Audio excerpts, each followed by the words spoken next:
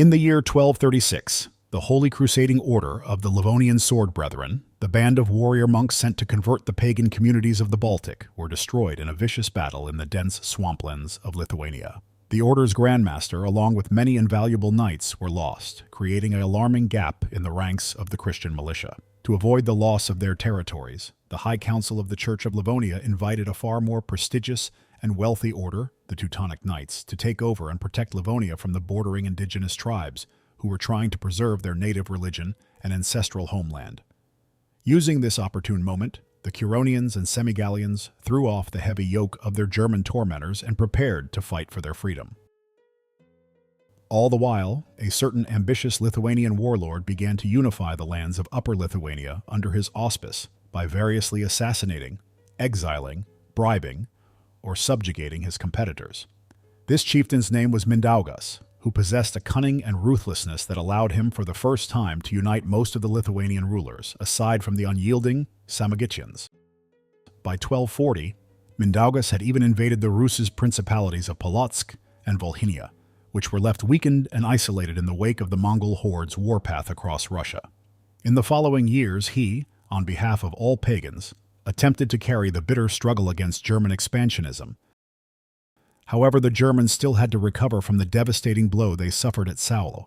The Order of the Sword Brethren was discontinued, and the Teutons called in to reassume command. This illustrious order was originally founded in the Levant, during the Crusades in the Holy Land, but it had since also acquired countless estates and holdings in Germany, as well as other parts of Christendom. In 1230, they were called to arms by the Polish Duke Conrad, who hoped that the Teutons would guard his border against the incursions of the belligerent Prussians. The knights were leased lands and allowed to keep any territories they captured.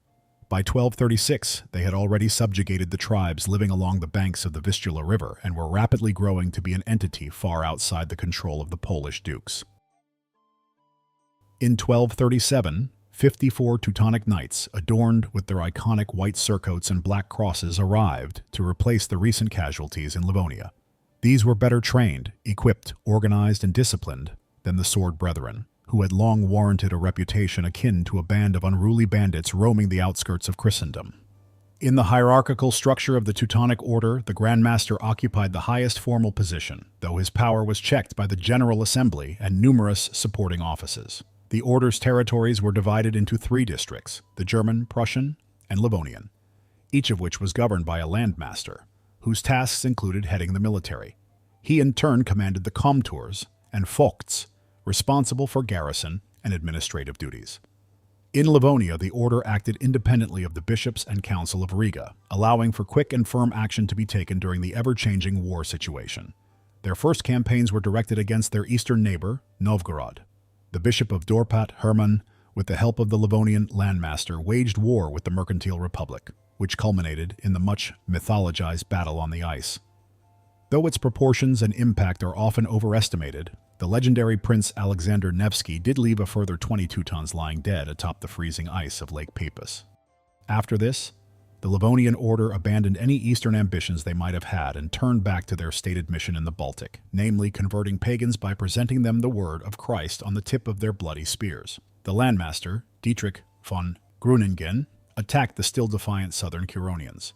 In 1242, he built the irreproachable castle of Kuldiga, on the bank of the Ventava River, which became the seat for every operation aimed against the tribes south of Riga. By 1244, the Germans had conquered their path to the village of Embute, where they were suddenly met with Mindaugas at the head of his vast host. Despite numerical superiority, the Lithuanians were charged down and scattered. Mindaugas' bad luck didn't stop there. In 1250, his nephew, Tautvilas, forced to become a political refugee owing to his uncle's purges, showed up in Riga and urged the Germans to dethrone Mindaugas. They listened and quickly raided the country surrounding Mindaugas' residence at Voruta Castle, though they did not succeed in storming it. This was followed by a similar raid against the Semigallians, some of whom submitted. The captured counties of the Curonians and Semigallians were partitioned among the Livonian Order, the Archbishop of Riga, the patrimonial district of Riga, and the newly created bishopric of Courland. Mindaugas' political situation now became untenable, as his expansionist strategy left him isolated and surrounded. The Livonian Order pressed him from the north. His nephew Tautvilas had taken refuge in Samogitia, and in the south, Prince Daniel of Galicia threatened to attack. These drastic circumstances forced Mindaugas to take a fateful step. He decided to convert to Christianity, thus dividing his enemies with shrewd politicking. The current landmaster Andreas personally came to Mindaugas' residence in Varuta and negotiated a peace treaty. It stipulated that Mindaugas had to be baptized and had to give away his western lands, which included Samagitia. In return, the Germans would help him to be crowned king by the Pope. Additionally, they would hand Tautvilas back over to his uncle. Mindaugas was crowned in 1253, thus achieving the rank of a proper Christian ruler and turning his wayward tribe into a kingdom. But to the distant southwest, the Samogitians and some of the Kors had still not laid down their arms, even though their lands had officially been given away by Mindaugas. They found themselves dangerously wedged in between the Prussian and Livonian branches of the Teutonic Order. In 1253, the Teutons began construction of a new fort, Memel, which was strategically situated at the strait connecting the Baltic Sea with the Curonian Lagoon. This blocked off the sea route going up the Niemen River, which had been used to smuggle weapons to the Lithuanians. It also served to physically connect the two branches of the order. The indigenous immediately realized the threat and took measures to neutralize the fort.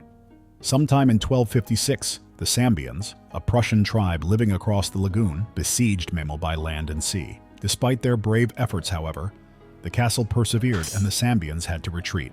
Per their ancient tradition, the fallen were cremated together with their horses and full war attire. The Livonian landmaster Anno retaliated and led an army over the slither of land known as the Curonian Spit. While the Germans pillaged their fields, the Sambians put up a barricade at the entrance of the Spit. Anno's army entered the trap and was ambushed and destroyed. Anno and some remnants managed to cut their way through the barricade and escape. This was followed by another attack against Memel by the Samogitians. This time, the Germans, led by another landmaster, Burkhard, brashly met them on the open field with 40 knights and 500 baptized tribesmen. The Teutonic knights had each perfected the art of close combat and were individually unmatched as warriors, but the Samogitians had developed effective battle tactics to deal with the heavily armed riders. Maneuvering seamlessly in tight, coherent units, they systematically separated each knight, killed their mount, surrounded and eliminated them. Being convincingly beaten and having lost 12 knights, Burkhard paid the price for so boldly leaving the safety of his fortress. Nevertheless, both sides were inclined to rest after the battle and they concluded a 2-year truce. Hostilities resumed immediately as the truce ran out in 1259. During that time, the Livonian and Prussian branches had cooperated to construct a new castle on the Samogitians' southern frontier. Despite pressure from every flank and lack of support from Mindaugas and their Lithuanian brethren, the Samogitians stubbornly refused to give in and carried the fight into Courland. The garrisons of Memel and Kuldiga merged to give battle to the 3,000 pagans near the Skoda hill fort. Once again, the arms of the Samogitians prevailed, and another 33 knights were laid to rest on the battlefield. The Samogitians had now achieved a string of unlikely and stunning victories against the crusading forces, and their reputation grew to the point that numerous Lithuanian lords renounced Christianity and broke the peace treaty with the Germans. The Semigallians, too, expelled all the German Vogts from their land and bade them never to return. Landmaster Burkhard met this insurrection by immediately besieging Tirvete. However, despite colossal siege towers and artillery, the valiant Semigallians fended off every attack. Burkhard instead moved toward the Samogitian border and erected Dobelsberg Castle.